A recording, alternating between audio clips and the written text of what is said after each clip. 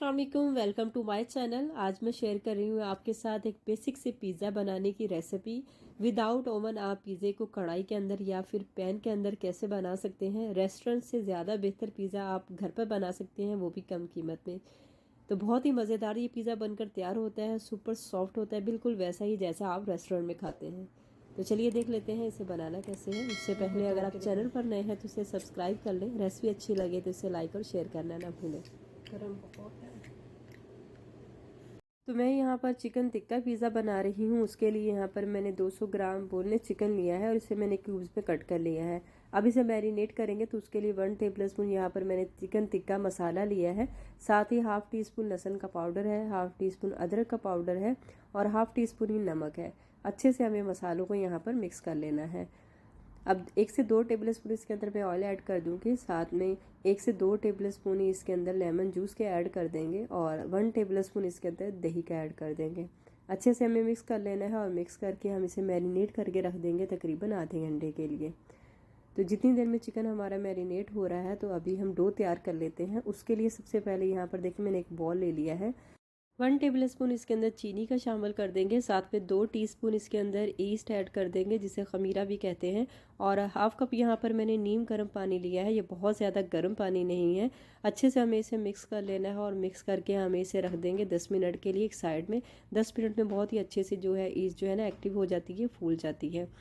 तो यहाँ पर देखिए ईस्ट जो है ना वो अच्छे से फूल गई है। अगर इसी तरह से आपकी भी ईस्ट फूल जाती है ना तो ये बिल्कुल सही है। और अगर ये नहीं फूलती है ना तो ईस्ट जो है ना वो आपकी ख़राब है, तो आप इसके अंदर मैदा ऐड ना करें। तो अभी यहाँ पर मैंने 2 कप मैदा लिया है। तो हमें इसे अच्छे से यहाँ पर अब डो तैयार कर लेते हैं। उसके लिए 2 टेबल स्पून यहाँ पर मैंने मिल्क पाउडर लिया है। इससे जो डो है ना वो हमारी बहुत ही अच्छी और सॉफ्ट बनेगी। अब हाफ़ टी स्पून इसके अंदर नमक का ऐड कर देंगे। अच्छे से हमें इसे पहले मिक्स कर लेना है और मिक्स करने के बाद फिर जो हमने इसके लिए खमीरा तैयार करके रखा हुआ था ना वो इसके अंदर ऐड कर देंगे। अब 2 टेबल स्पून इसके अंदर दही का भी शामिल कर देंगे। इससे जो डो है ना बहुत ही सॉफ्ट और बहुत ही अच्छा से इसके अंदर टेस्ट आ जाएगा। अब तमाम चीज़ों को पहले हमें अच्छे से मिक्स कर लेना है। मिक्स करने के बाद फिर हमें इसे नीम गर्म पानी से इसे की डो तैयार कर लेंगे। सेम ऐसे ही जैसे हम रोटी बनाने के लिए आटे की डो तैयार करते हैं ना, तो इसी तरह से हमें इसे भी यहाँ पर गूंद लेना है। तो अच्छे से देखें मैंने डो को सेट कर लिया है। अब 2 टेबल स्पून इसके अंदर मैं ऑलिव ऑयल शामिल करूँगी। चाहें तो यहाँ आप वेजिटेबल ऑयल का भी इस्तेमाल कर सकते हैं। और अभी हमें इसे डो को निकाल लेते हैं और इसे यहाँ पर हम सेट करेंगे। तो पहले थोड़ा सा इसके ऊपर मैदा डस्ट कर लेंगे और उसके बाद यहाँ पर हम डो ले लेंगे और इसे इस तरह से एक हाथ से फोल्ड करेंगे और दूसरे हाथ से हम इसको खींचेंगे और इस तरह से डो के अंदर ग्लूटेन पैदा होगा और जितना भी खुरदरापन है ना डो के अंदर वो सेट हो जाएगा। तो 5 से 10 मिनट हमें इसी तरह से इसको गूंद लेना है। एक हाथ से हम इसे खींचते जाएंगे, दूसरे हाथ से फोल्ड करते रहेंगे। तो 5 से 10 मिनट लगेंगे। बहुत ही अच्छे से डो जो है ना वो हमारी यहाँ पर सेट हो जाएगी। तो डो देखिए यहाँ पर बहुत ही अच्छे से सेट हो गई है। इसके अंदर जितना भी खुरदरापन था ना वो ख़त्म हो गया है। तो अभी हम डो को बहुत ज़्यादा आपने ना तो सख्त गूंदनी है और ना ही बहुत ज़्यादा नरम होनी चाहिए। देखिए बिल्कुल इस तरह से। तो अभी हम इसे सेट होने के लिए रख देते हैं एक बॉल के अंदर। थोड़ा सा ऊपर ऑयल लगा देंगे ताकि ड्राइनेस ना आए और इसे हम कवर करके रख देंगे तकरीबन 1 घंटे के लिए, या फिर कम से कम आप इसे 40 मिनट के लिए तो ज़रूर सेट होने के लिए रखें। इससे डो जो है ना वो हमारी बहुत ही अच्छे से सेट हो जाएगी। तो डो जितनी देर में सेट हो रही है ना तो अभी हम इसके लिए यहाँ पर तो पिज़्ज़ा सॉस तैयार करने के लिए यहाँ 2 टेबल स्पून मैंने ऑयल लिया है। 2 टेबल स्पून ही फाइन चॉप की हुई यहाँ पर मैंने प्याज लिया है। प्याज को हल्का सा हमें यहाँ पर सॉफ्ट कर लेना है। प्याज जब सॉफ्ट हो जाएगी तो हाफ़ टी स्पून इसके अंदर लहसुन और अदरक का पेस्ट शामिल कर देंगे और इसे भी कुछ सेकंड के लिए हमें प्याज के साथ फ्राई कर लेना है। जब लहसुन अदरक अच्छे से फ्राई हो जाएगा ना तो 2 अदर टमाटर की यहाँ पर मैंने प्योरी तैयार की थी, ये इसके अंदर डाल देंगे और फ्लेम को यहाँ मीडियम कर लेंगे और इसे यहाँ पर हमें इसे कुक कर लेना है। अब साथ ही इसके अंदर हम शामिल कर देंगे कुछ मसाले। तो जिसमें यहाँ पर मैंने 2 टेबल स्पून टोमेटो केचप लिया है, ये इसके अंदर ऐड कर देंगे। अच्छा से इसके अंदर फ्लेवर आ जाएगा सॉस के अंदर। साथ ही हम इसके अंदर कुछ मसाले भी ऐड कर देंगे, जिसमें हाफ़ टी स्पून कुटी हुई लाल मिर्च है, हाफ़ टी स्पून ऑरिगेनो है और हाफ़ टी स्पून यहाँ पर मैंने नमक शामिल किया है। अच्छे से हमें इसे मिक्स करना है और मिक्स करके हमें इसे मीडियम फ्लेम पर यहाँ कुक कर लेना है। तो जितना भी टमाटर का पानी है ना हमें इसे यहाँ पर ड्राई कर लेना है। तो देखिए यहाँ पर जितना भी पानी था ना टमाटर का वो सारा ही ड्राई हो गया है। अच्छा से हमें एक थिक कंसिस्टेंसी की यहाँ पर सॉस हमारी तैयार हो गई है। तो बस अब हम इसे नीचे उतार लेंगे और अच्छे से इसे ठंडा कर लेंगे। तो अब पिज़्ज़ा की फिलिंग भी बना लेते हैं। उसके लिए एक पैन ले लेंगे, 3 से 4 टेबलस्पून इसके अंदर ऑयल के ऐड करेंगे। साथ में हमने जो चिकन मैरिनेट करके रखा हुआ था ना, वो इसके अंदर ऐड कर देंगे।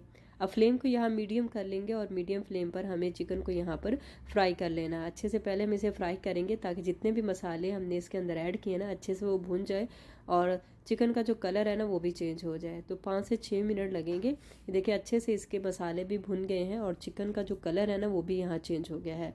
तो अभी हमें अच्छे से इसे कुक कर लेना। उसके लिए हम इसके अंदर आधा कप पानी ऐड कर देंगे और इसे हम यहाँ पर कुक कर लेंगे चिकन को सॉफ्ट होने तक। तो फ्लेम को यहाँ मीडियम कर लेंगे। मीडियम फ्लेम पर हमें इसे यहाँ पर पका लेना है।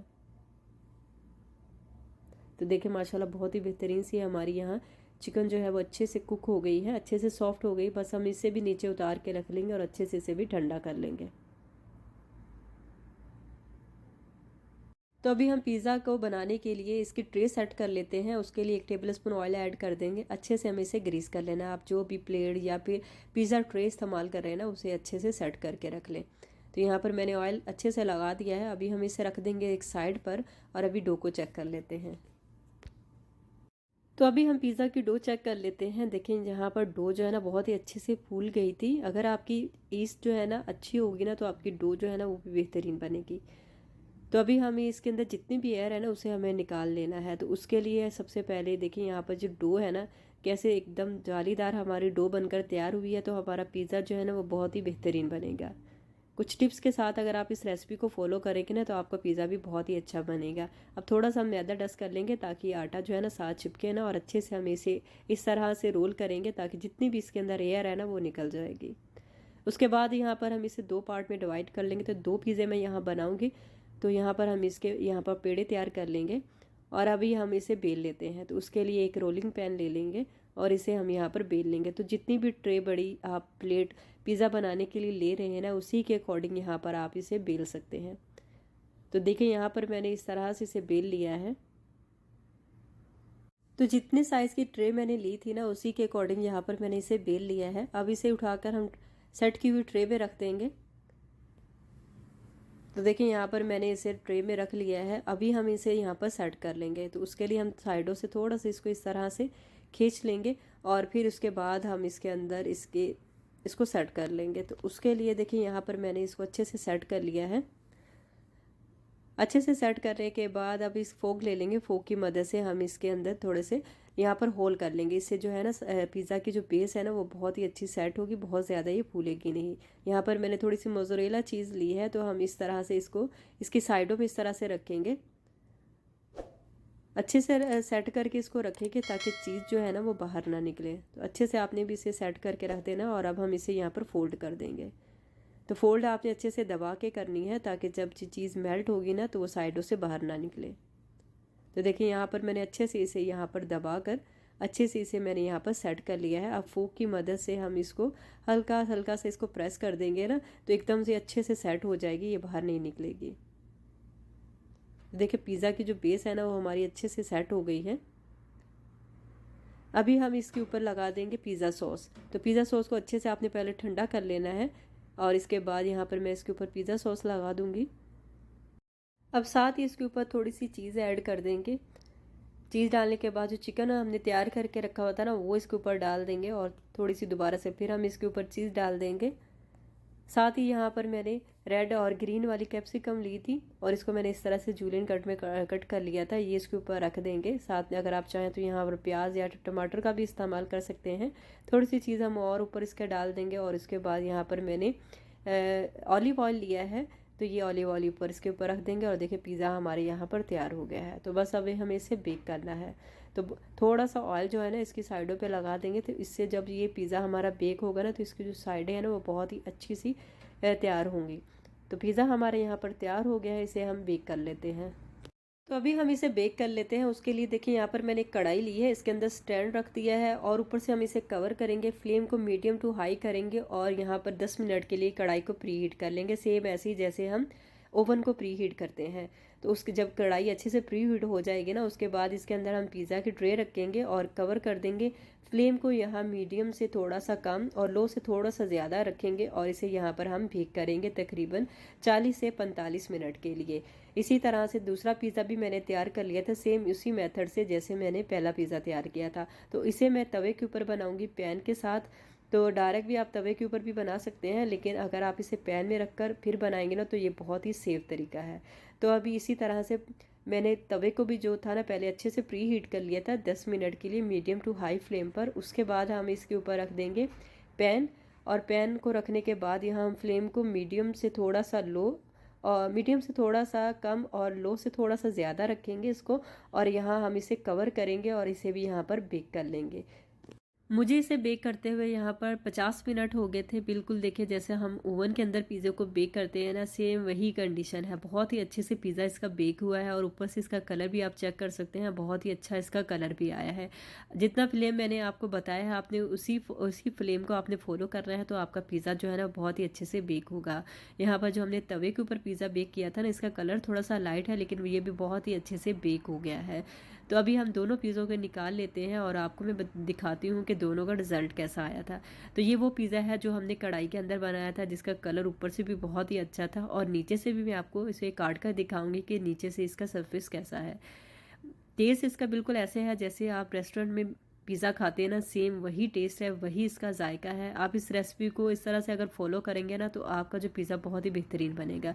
नीचे से भी देखिए माशाल्लाह बहुत ही अच्छा सा कलर आया है इसका, बहुत ही बेहतरीन हमारा पिज़्ज़ा बनकर तैयार हुआ है। और आप इसे ज़रूर ट्राई कीजिएगा, इस रेसिपी को आपको बहुत ही पसंद आएगी।